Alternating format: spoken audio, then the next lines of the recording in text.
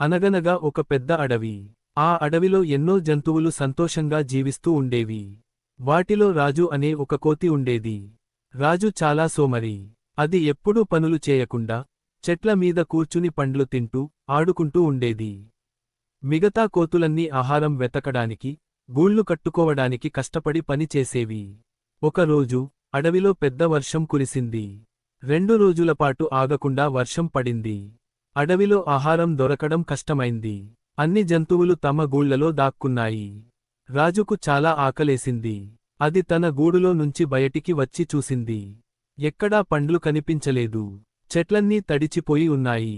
అయ్యో, నాకు ఆకలేస్తోంది, ఏం చేయాలి అని రాజు బాధపడింది. అది నెమ్మదిగా నడుచుకుంటూ వెళ్తుంటే దూరంగా ఒక చిన్న కుందేలు కనిపించింది. దాని పేరు బుజ్జి. బుజ్జి తన గూడులోకి కష్టపడి కొన్ని క్యారెట్లు మోసుకువెళ్తోంది. రాజు బుజ్జి దగ్గరికి వెళ్ళి, బుజ్జి, నీ దగ్గర ఏమైనా ఆహారం ఉందా?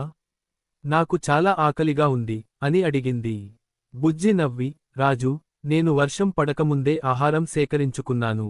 నువ్వు సోమరిగా ఉన్నావు కాబట్టి ఇప్పుడు ఆకలితో ఉన్నావు అని చెప్పింది. రాజుకు చాలా సిగ్గు అనిపించింది. అది తల దించుకుంది. బుజ్జికి రాజును చూసి జాలి వేసింది. పర్వాలేదు రాజు, నా దగ్గర ఉన్న క్యారెట్లలో కొన్ని నీకు ఇస్తాను. కాని నువ్వు ఇకపై సోమరిగా ఉండకూడదు. కష్టపడి పనిచేయాలి అని అంది. రాజు సంతోషంగా బుజ్జి ఇచ్చిన క్యారెట్లు తీసుకుని తిన్నది. ఆ రోజు నుండి రాజు మారిపోయింది. అది సోమరిగా ఉండటం మానేసింది. ప్రతిరోజు మిగతా కోతులతో కలిసి ఆహారం వెతకడానికి వెళ్ళేది. గూళ్ళు కట్టుకోవడానికి సహాయం చేసేది.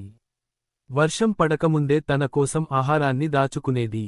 అడవిలోని జంతువులన్నీ రాజు మార్పును చూసి సంతోషించాయి. రాజు ముఖం మీద ఎప్పుడూ చిరునవ్వు ఉండేది. ఎందుకంటే కష్టపడి పనిచేయడంలోనూ, స్నేహితులకు సహాయం చేయడంలోనూ నిజమైన ఆనందం ఉందని అది తెలుసుకుంది.